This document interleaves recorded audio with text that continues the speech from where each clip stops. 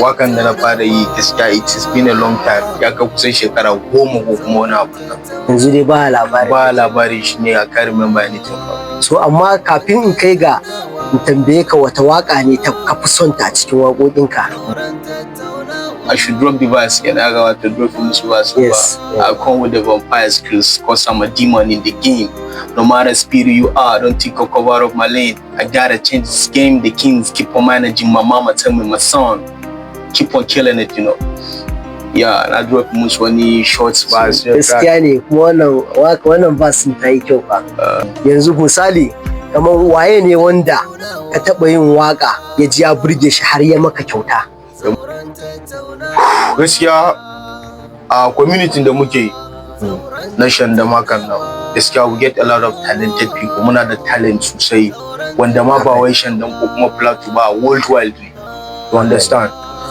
Based on the groundwork inda na fara waka ko kuma wani performance inda nake yi, ba wanda ya assisting na, ba wanda ya taba assisting na. The only thing samun taimakon kowa da babu ba wanda ya taba taimakon. The only thing I used to get a gefen waka shine ko kuma a dan gayyace ni wani show, an dan wani show a gayyace ni in je yi performance, kamar ne nake samu wani abu. Sai kuma sometimes akwai wasu upcoming artists inda suke zuwa gurin zamu yi waka da future na su future na suna iya biya na samu su fasa kan waka. So amma kamar ban manta ba, na taba jin labarin akwai wani show da aka hada a cikin Shandam, akwai wani babban mawaki da ya zo ko a Lakunta ne ko a ina ne aka ce ya taba zuwa, ka zo kai freestyle a wurin wanda sai da ya cire maka wuta. Wannan ba mawaki ɗaya ba ne. Lokacin All Northern akwai Cizo daga garin Kaduna, akwai su Larabi daga garin Bauchi, akwai su Fantis Guy a Bauchi, akwai gayu da dama, akwai su Mafdi daga garin Jos.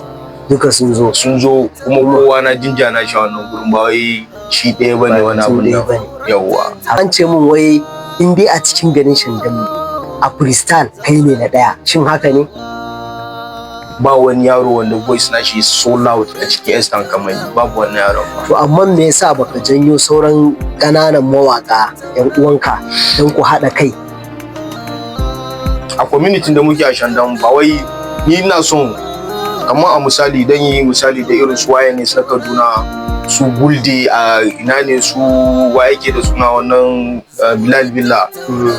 If to say we just da mu yi magana kan pure talent ne. Ba su fi mu talent ba, ba su fi mu iya wakan ba, wallahi duka ba su fi mu ba. Amma mu abin da ya sa ni kamar ni ba na son haɗa kai na wani abu saboda har ga Allah inda muke, kaga yaro ni ba ran iya kai zuciya da nesa ba, yaro da yana ne suna da reni, kuma yaro in ya fara ya ga dan fara sauwa kaɗan zai fara jin shi wani ne, ko da ka ja shi ko da maya ne. Wani mawaki in ya ga dan uwan shi mawaki, dan uwan shi tamfar sun fito gida ɗaya ne, ko ba haka ba? Kuma an san cewa mawaƙi suna taimakon junansu. To menene wanda su sauran mawaƙan da suke yi wanda kai ranka baya son hakan?